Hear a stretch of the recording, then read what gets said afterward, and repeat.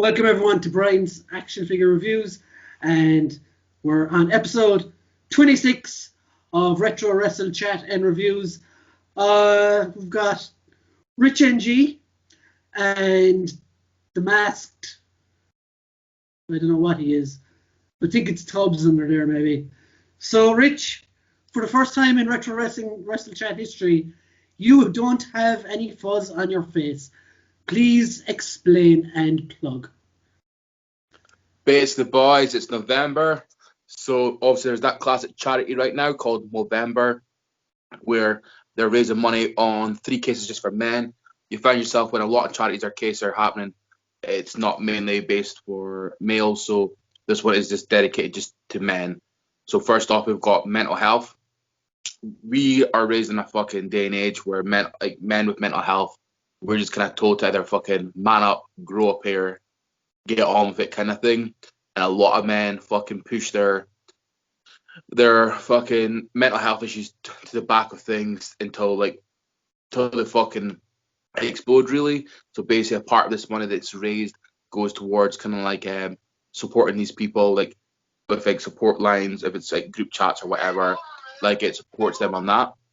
Then another part of it goes to, the other half goes to prostate cancer and testicle cancer, where obviously main cancer cases for a lot of guys. To the female viewers out there, this may not personally affect your body, but at least you've got a dad, boyfriend, like brothers, like uncles, that this could affect any of these people that you know. So yeah, I'm doing my part. I am clean shaved. I kind of feel like I look a little bit like fucking Wreck-It Ralph. Like this. Oh wow. Hair's too long for that, but anyway. Yeah. So fucking I'm gonna do the grow a mustache. So far I've raised £75. I'm hoping to raise at least 500 is the goal that I've set. So I'm kind of hoping to raise £500 by the end of this month and walk away with some weird ass fucking mustache. So yeah, like Brian will hopefully drop the fucking link in below for what I'm doing. So please donate. The way I'm looking at it, to people I don't know, donate fucking £1 or is it €1, whatever that fucking is to you guys. That is not even a pint. Yeah, of course. That's like a bottle of fucking juice or like a bag of crisps. The economy these days, you know what I mean? That is something that you can afford to actually donate is £1. I know it's tough times. I know every penny counts, but that's all you need to do is not buy that bottle of juice. That's not even that pint that you buying at the bar. All the bars are closed, so they'll have plenty of money. That is, you've got that money. You've got that money to fucking spare, because this can affect someone that you know, and this can also help someone that you know. So I'm only asking for $1 fucking buck if I don't know you, kind of thing.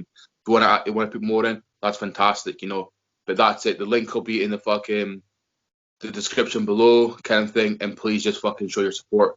And obviously every Sunday you're going to see some fucking fuzz fucking reappear here, because the rules of the game, I had to go clean shaven the first. I can only grow a mustache. I'm not allowed to grow a beard back. So I can have a shadow, a little bit of stubble, but the mustache has to be fucking like crisp. So yeah, guys, I will have the link in the description. Donate anything you can, if you can. I will also have the link to Rich's thing on the Brian's Action Figure Reviews page on Facebook. So even if you're flat fucking broke, even sharing it as well, every bit helps. Like, so yeah, that's our advertising out of the way. We're not, as I will say, none of us are getting anything out of this at all. This is just all going to charity. So yeah, help if you can. And with that, let's get on to the episode. And this week we're covering Kenny Omega versus Penta El Zero M from All In, which explains why Tubbs is wearing a gimp mask. So Tubbs, let's have it.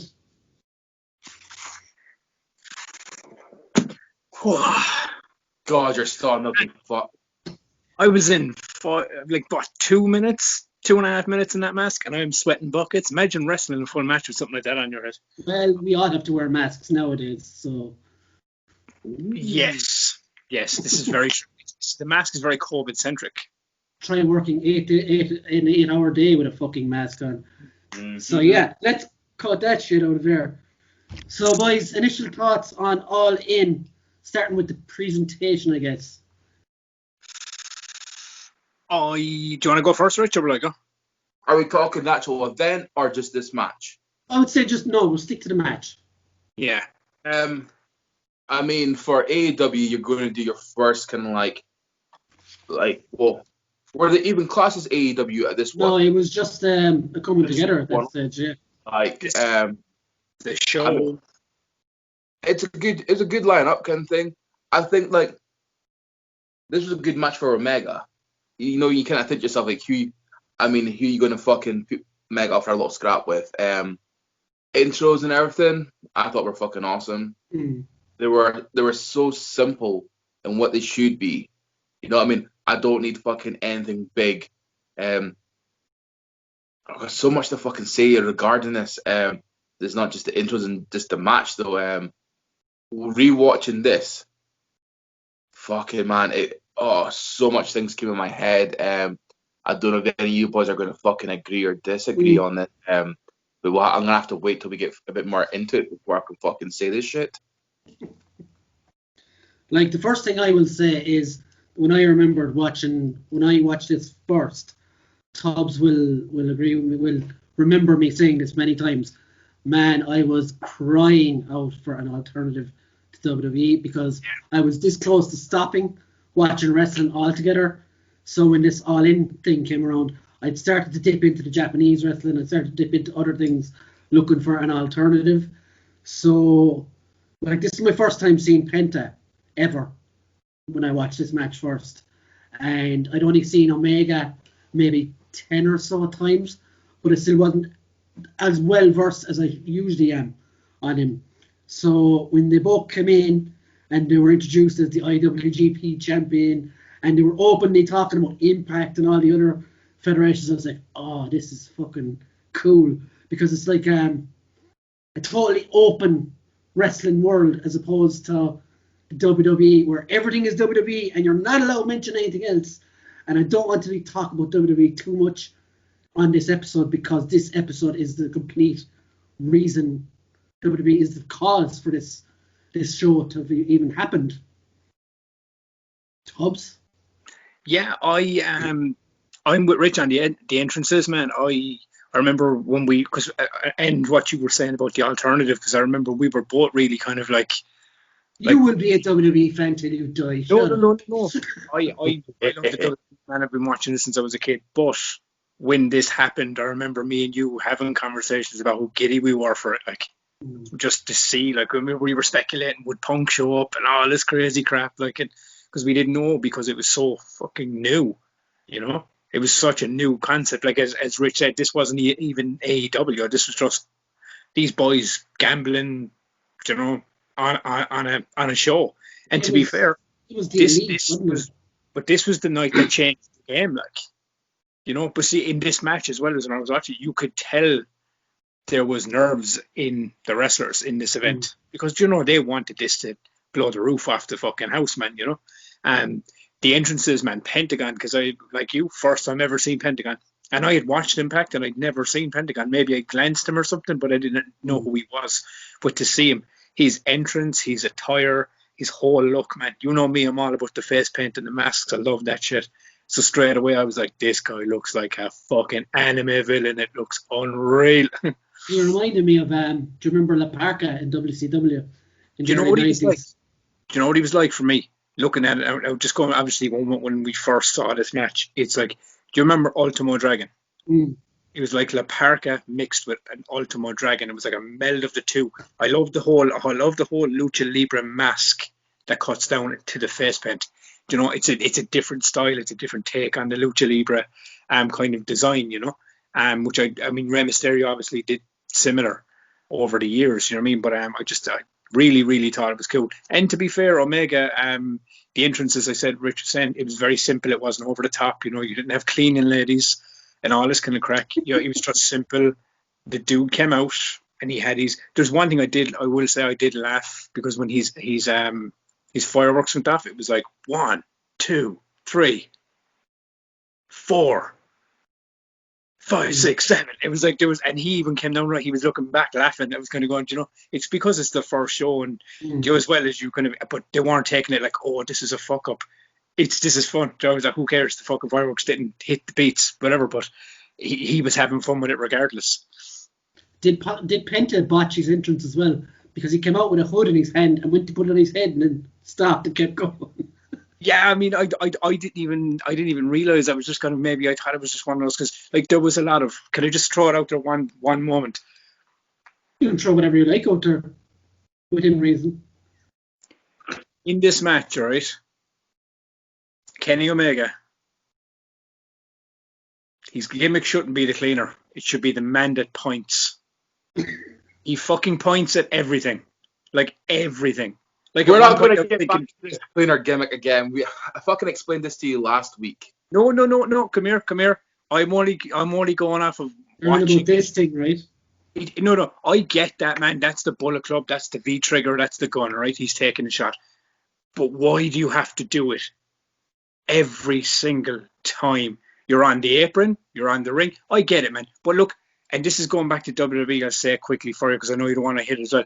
It even infuriates me with Rollins when Rollins does this stuff. It's overkill to a point. But then you don't need to do it on every move. You know, because I think with Omega though, you see certain moves as well. He shouts what he's going to do. That's a very Japan crowd. Yeah, very much. Yeah. No, but you know, just from watching it myself, is I don't mind, because look, I joke about Omega the whole time. Omega is a top tier talent, man. You know, but I find Omega is very eccentrically charismatic, and sometimes he goes overboard on it. Do you know what I mean? But Pentagon was the same way with the hand. He was doing, with that whole thing, the hand fucking thing he was doing. Mero. Do you know what he was doing? But it was Tubbs, the wrestling you watch though, your WCW, your WWE, isn't that. If you grew up, no, listen. I think Rich has to be wrong. One second, you spoke a lot. I watch everything, dude. No, but I'm saying from what you grew up in, from what you watched. Oh yeah, but back in the day, I grew up with WWF. For 1 second. One at a time, ladies. One at a time. Let me talk, Tubbs. What I'm trying to say is, majority of the time, as a child, you kept saying you watched WWE your whole life, right? I guarantee if you watched the Japan stuff more often, the way that fucking Omega's doing his gimmicks and stuff, that is be normal. It's just not American normal. That's the thing. So, like, what you got to remember is he's spending the majority of his career in Japan. He is catering for those crowds because guess what? Those crowds made him who he is, made him that fucking famous. Like, obviously his talent got him there, but working that gimmicks and stuff, that's what worked for him. That kind of shit doesn't really work in fucking WWE. If you look at him now, and on that point, if you look at him now, a lot of that stuff is gone out of his yes, exactly. American market. Yeah, because it's not even WWE. I will agree with what Rich is saying. Is it doesn't seem to go over well outside of Japan. Because that over the topness of it, you know. Before we even get into this week's match, they fought each other this week on AEW television. Yeah. And I watched that as well, and the two matches are totally different. They're similar but different. But like you're saying, Tubbs, there's none of that over. Get into this. There's none of that over exaggerated. After every move, do that kind of thing. No, because just for me, as I said, and look, this isn't even just Omega. This is like a lot of other wrestlers, man, from different promotions. I see it happen the whole time, and it does become, and it does seem like it's very much a new school thing. Like you wouldn't see like you'd see Austin flip the bird or something like that when he's given a stunner, but you wouldn't. It was never an old school thing. Even back in the day, I mean, like, I just think it's a new thing. It's just, and it goes with the style that complements what is today, because the style nowadays is very over the top. You know what I mean? It's hard to say it's a new thing when we never watched that culture wrestling back then. Like I'm saying, it's actually just a standard thing. It's not a new school thing. It's not an old school thing. That is just the way that they do it. They've always done it. But like I say, there's a difference between Western and Eastern wrestling. That's the thing. There's the fine difference there that most people won't understand. Is because you can be like, oh, is it the Indies and that? And it's not that, because a lot of these boys did the Ring of Honor.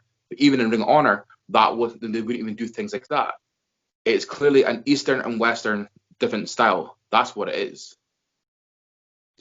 That's what it appears to me as well from it's watching. just not the difference. You got your Western, you got your Eastern. That's how it is.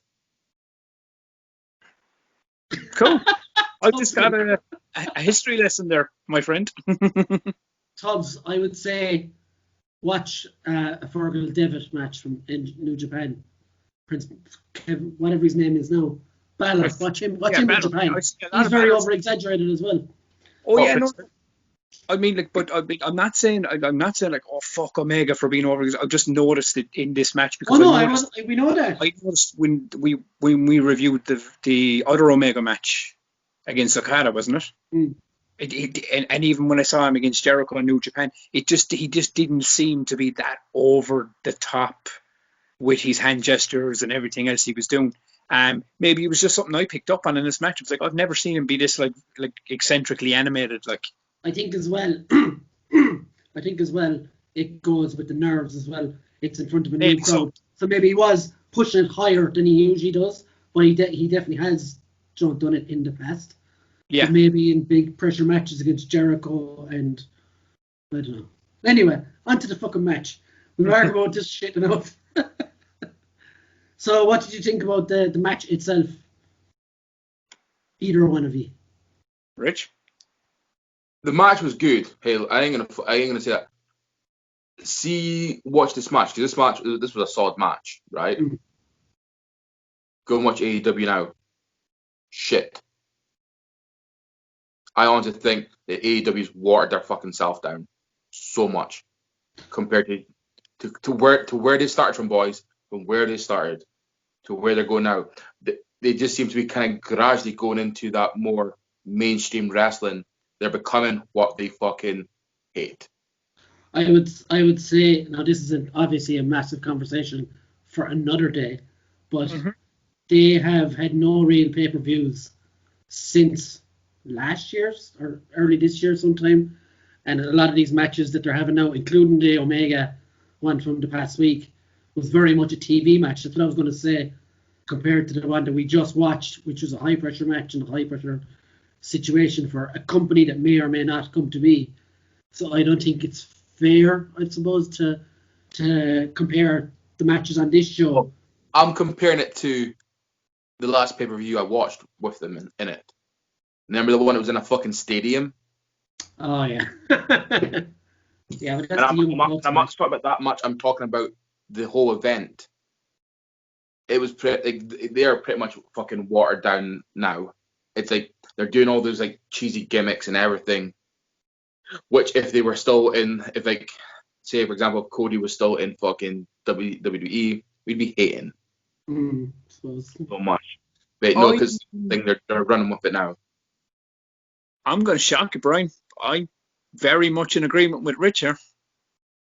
I genuinely do think if you look back to the very the all outs and the double or nothings and the very beginning of last year when AEW started. Now I'm not saying that they're gone down the drain, right? But they have become a lot more. They've tried.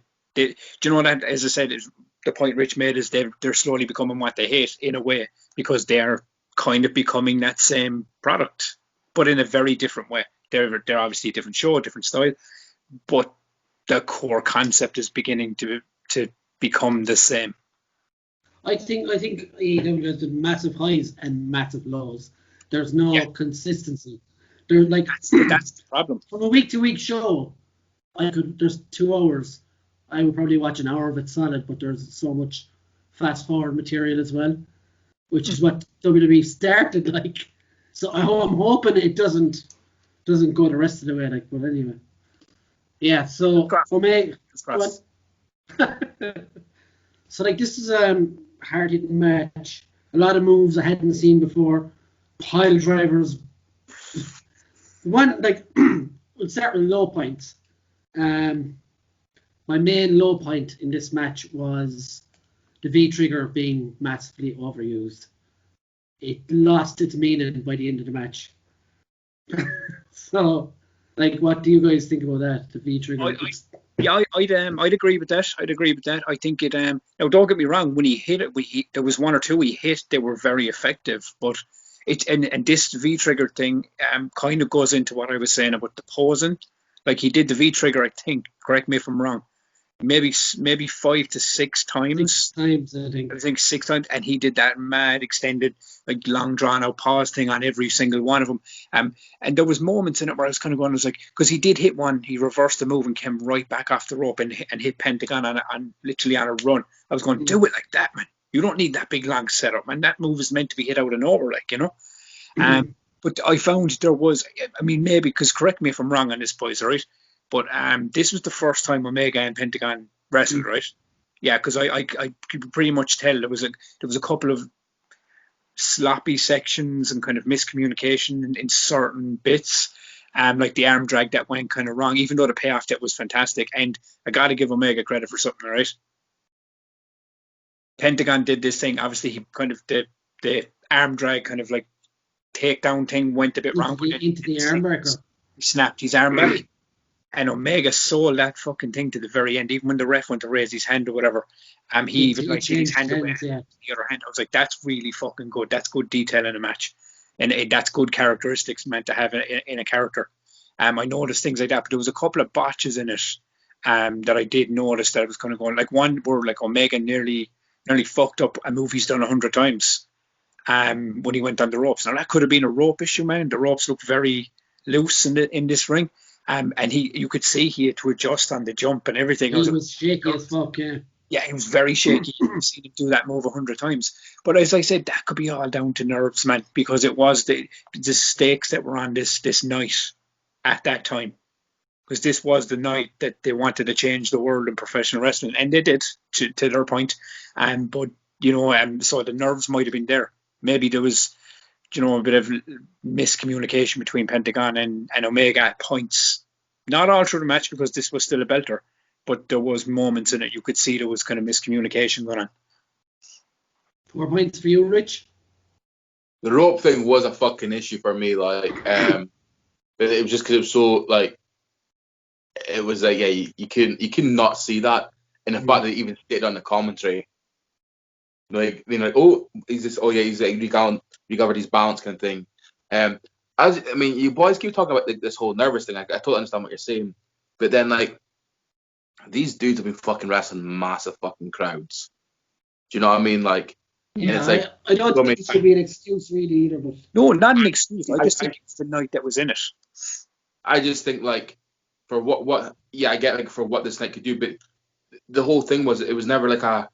Like they were wanting to do their own show. There was like was there going to be the AEW coming out of it? It was just we're going to put on our own show and just see what happens kind of thing.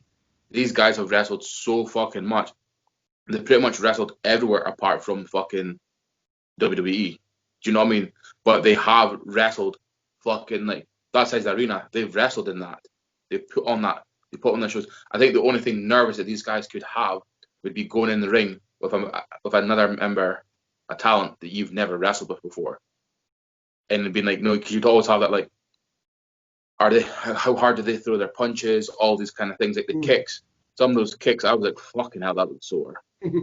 No, from Penta, like some of Penta's kicks, like, the first kick when Omega went to do the when was it the back roll, and Omega just fucking Penta just went fucking kicked the leg out from under him. No, he kicked him in the ribs. Oh, that was at the start when they were doing the sign. Remember, he did the sign to his hand gesture thing to his face, and then Omega does the, let's be honest, the flimsiest face slap in the history. He just went, and then literally within seconds, Pentagon like floats him clean in his stomach and drives him to the floor. So it was fucking, yeah, there was a lot of stiff shots in this, man. I think that slap at the start though was just more disrespecting. Oh no, that wasn't meant to be like, you know, he didn't hit him hard. That was just literally, that was like, you know, like just for like Omega, this was like a down point for me.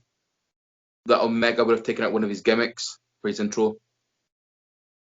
You know what I mean? So we've had like the Terminator and all that kind of stuff. You know, like we've had refer to him as that in the match at one point. I think we've had, was it like I think there was like a Final Fantasy one. There's like a lot of like video game or like anime style gimmicks that he does. I think he did a Destiny one. You know, if this is going to be your first show that you're putting on, give him a little bit more. Show me what you do New Japan, because what you got to realize is this is you're trying to take your New Japan crowd, your Ring of Honor crowd, where the Bullet Club fucking cross back and forth with, and you try to grab more of a fucking the American crowd into this. So go big. Go that little bit bigger intro. Or even just come down with your sunglasses and your leather jacket. Yeah. You know what I mean? Just like those things, because that was Kenny Omega. But do you think, Rich, as well, that maybe because this was this all-out show and they were trying to see could they build something brand new stateside on that, do you think that he didn't do it because he wanted to like completely separate his New Japan because his new versions away? No, because it would still be going back and forth, because what you got to remember is the Jericho feud was in New Japan. So New Japan storylines were continuing over. So you're not really separating if you're bringing the Jericho storyline into it, and that was New Japan. Well, I mean, if it was me personally, that's what I would do. I would have two completely different gimmicks and styles for like New Japan, AEW. I'd have them completely separate, you know. Then that's not fair to your wrestling fans. Oh, you know, say you're a diehard Omega fan, and obviously he's in New Japan, and you see him in a whole other fucking wrestling, and you're like, oh, he's different. Are you going to then, like, how far do you change? Do you change your name? Do you change your gimmick? Do you change your wrestling style? Just your style. Just less on one and more on the other. Nah. You know? Yeah, I get what you're coming from, right? But he's going for the high pageantry in New Japan, do you know what I mean? So that gives him a different way in AEW to just be Kenny Omega. Do you know what I mean? He has that pageantry style. It's like, just like he's WrestleMania when he goes to New Japan, it becomes this bigger spectacle. Do you know what I mean? Because it's the Japan that style he wrestles there. And because he has it, like for me personally, I haven't seen him bring that New Japan style 100% to AEW yet in their year end. No, and he's never going to be that great.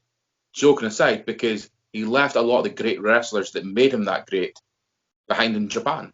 I just put that there. I know that's a big fucking statement to be putting out there, but a lot of the solid fucking talent where he got to, he's left in Japan.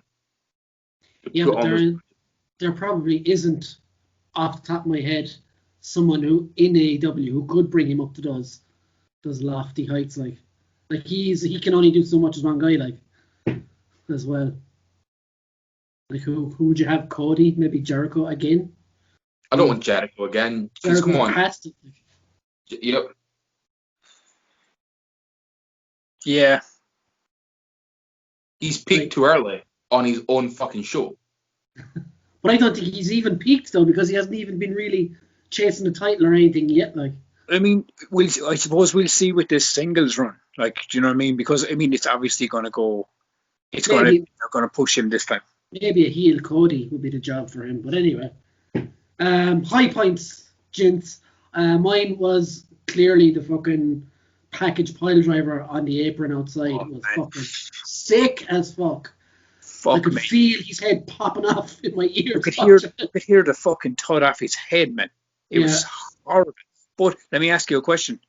What was worse, the one on the apron or the one that fucking Kenny gave to fucking Pentagon? The one in the ring was fucking horrible as well. Because, correct me if I'm wrong, boys, that fucking looked like his head hit that mat. It didn't look like he was positioned perfectly. It looked like he actually hit. I was going, fuck me, that was scary, man.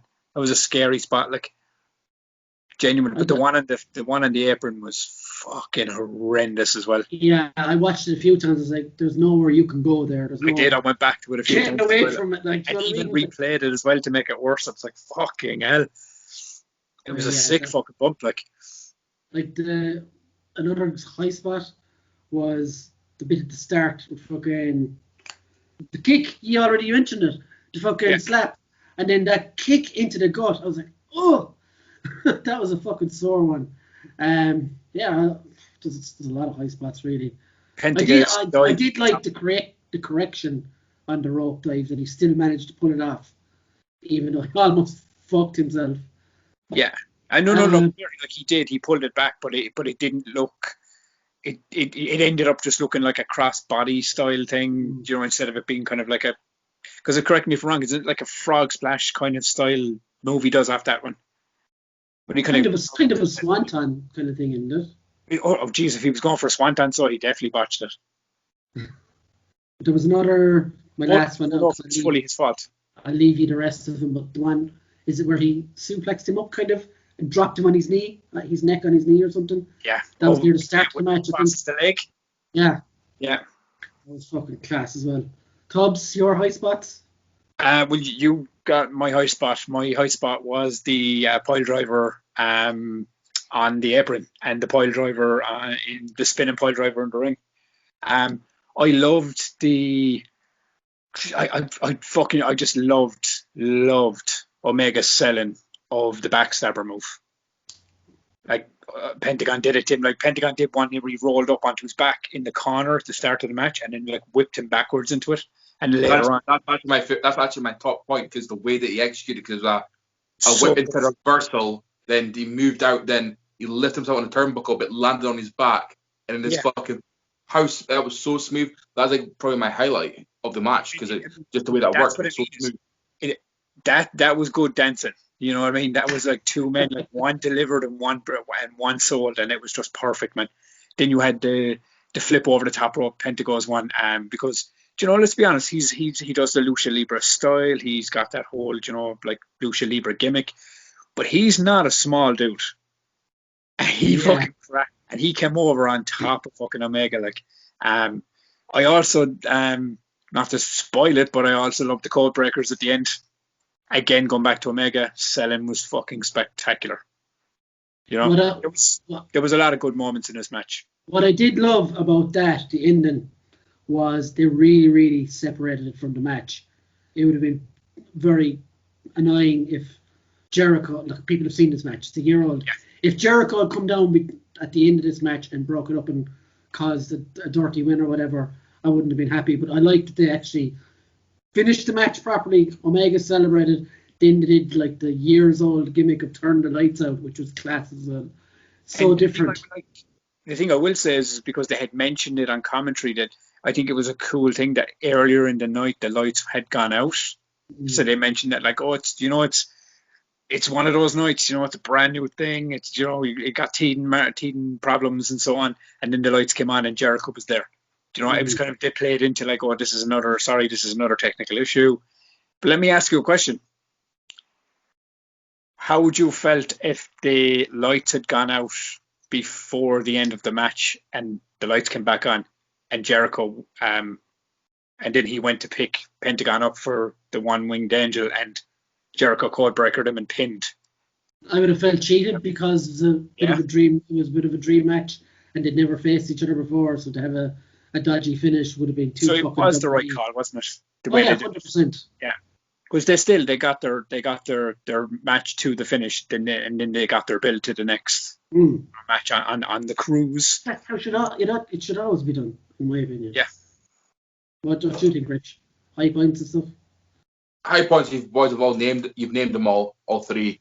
So all three were named. But then, joint aside, like I remember this match being a lot better than what it was today. Like this match was disappointing. Going back to it, there was some good points.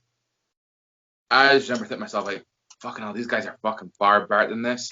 So then it leads to me thinking, right, just because you're two great wrestlers doesn't mean you can wrestle each other. Like, this was a good match, but this should have been a great match. And it just, to me, like, I don't know, I just felt left like bland with this. It's kind of these typical things, reminded how great Omega was. And I use that word was. Can Omega ever go back to that level when he was in Japan? I don't know. Can AEW allow him to do that? Probably not. Are they going to be able to pull off the cleaner gimmick properly? After watching that intro, was it last week when we talked about it, Tubbs? And did it again this week. It was that was even that was again this week. Like it wasn't as forced this time though. It just like the girls were there, but he just walked straight past them. I don't know. Like this match left me like with like a lot of highs, but like a lot of low points. Like you named all the good points. That's the thing. So you can have score first. So I'm going to give this a 6. I wish I could give it an 8, but I'm going to give it a 6. Just on like the fact that like, when someone's that this would be like, here's a great example for you, right? Like Tubbs. I'm gonna bring your Jesus boy into this conversation, right? Shawn Michaels? Yep, that's the one. Let's talk about it. Knowing how great of a wrestler he is, right? Yeah. Like when you seen him going down that downward spiral, and you start seeing like, other good matches when he was horrendous, you're sitting there going, "What the fuck?" No, you don't. And then you go back. You just don't enjoy it anymore, knowing what he's capable of doing. Am I right? Pinpoint one straight off the bat, which for you, my friend. When he feuded with Marty Jannetty for the IC title, and he was fat Shawn Michaels, when he had put on a bulk of weight and he was like out of shape and he was wrecked, he was still wrestling like Shawn Michaels, but he just wasn't there. Yeah. You know? He just that's the thing. He lost the trend there until he kind of got back to normal again. Me watching this match, it just reminded me how great Omega was and how big of a fan I was of him, and how kind of like now like I'm not really that interested. When I read about he was bringing back the cleaner gimmick, I was like fucking awesome. Then I watched the intro and I was like, no, like slightly disappointed kind of thing. Penta, he needs to be wrestling folk like the Young Bucks and stuff, like the stuff that he done in AEW versus the Young Bucks. That was some fucking cool ass shit. I don't know, like this match was great. Oh, sorry, was good, but it just wasn't fucking great. But if I remember rightly watching it the first time, I was like, holy shit, this is a cool ass match. But watching it now, I'm like, it's not that great. Can I ask you one more thing before we finish off scores and stuff? What did you think of the ending, obviously before Jericho and all that kind of stuff? I felt the way it finished with one, when he finally hit the one-winged angel, it felt a bit flat, simply because like they had hit each other with fucking package pile drivers on aprons, and this move then just kind of like knocked Pentagon out for 6. I was kind of going, and to be fair, it didn't even look like he hit him with it extra hard. And there's another point too, is what I'm getting to, is in the match, the commentary, every time Pentagon went for a cover, they would say, oh, he's going for, what was the word, Rich? Lazy cover. Lackadaisical pin. I heard that 4 times in this match, boys. Then Omega pinned Pentagon with the same type pin, barely held a leg. And then they counted it and they were like, oh my God, Omega. I was kind of going, lads, that's fucking silly. That's really kind of you should have. But I would say, like, Pentagon was only throwing his arm over him and counting it with the other arm. It was a lot more lackadaisical than the way Omega sat on him and pulled back his legs. He didn't pull it back though. Watch it. He literally just held it up. Was his pin lackadaisical? Well, see, as well, it goes back to the New Japan thing where we were watching Omega versus Okada, and it's that signature move. Once you hit that, it's game over. Doesn't matter what it looks like. Look at the fucking people's elbow. No, I appreciate that they went with his finisher. Like, I appreciate that they like his finisher finished the match, which is what's happening. It doesn't happen nowadays. It doesn't make sense, yeah. Yeah, that part I appreciated, but I just felt with the amount of shit they hit each other with, like all the other moves seemed way more devastating than this move, and I was just going, it kind of felt flat. It feels flat. That's kind of how it went. It's like Tubbs, where you're in a Matt Hardy match, and he will smash you in the face 100 times with a ladder, and then beat you with a twist of fate. Yeah, I'm overcomplicating it. It was just, I think it just, for me, it fell flat because I was kind of going, oh man, those package pile drivers were way worse than this. See, the thing is though, right? Like, if you look at some of like Omega's older matches, the amount of times that he would try and do the one way, what's it, the one-winged angel, yeah. He would try and do this like 3 or 4 times during the match, and they would always get out of it. So it's like so at the end, when he beat the shit out of the person and finally land it, it had that more devastating kind of effect on it. You're going, well, he's tried to get this on so many times during this match. Then it's like, boom, he's finally landed. Like, I lost count of amount of times he tried to do it on Okada. He did try and do it 3 times on Penta as well. Yeah. It wasn't as impacting though, you know what I mean? Like, the way he was kind of doing it. I think that's the thing. You know, like when for example, you go back to the Okada match and you try to do it on him, I don't know, there was something about it when you see him like in the whole proper struggling and a way Okada's a much bigger motherfucker as well though. Yeah. So I don't know, like regarding the end though, it dragged on. It was like watching the Lord of the Rings film, you think, oh, I'm at the fucking end. Oh no, here's the second ending. Oh no, we're going for the third ending, and then the fourth ending, you're like, oh no, we're finally there. Like this match could have ended 5 minutes earlier, easily. Yeah, Gollum should have fucked the ring into the thing at the start. But Tubbs, what's your final score? What did Rich score? Rich scored us a 6. So you're a 6, Rich. I give it an 8, and that's been generous. As I said, I couldn't, and I know this is fucking being picky as fuck. I'm gone Rich territory on this one, man, with camera angles and stuff. But it's not. It Omega's hand gestures and over the topness. It kind of dragged me out a bit. The ending kind of. Not the Jericho side. I thought that was really fucking well done. I just felt it kind of fell flat. You're a Jericho mark though, as well, in fairness. No. I mean, it's not even that, dude. I mean, like as I said, I really enjoyed the two. You are Y2K for Jericho. I fucking am, But no, it just fucking there was Nothing wrong with that. There was a lot of things. There was a few things in this match that I couldn't hit the full mark on, and I wanted to, man, because when I turned it on, I was going, man, because your memories are like.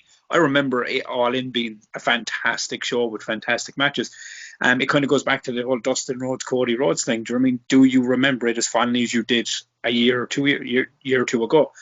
And yes, this one, as I said, I've seen better Omega matches.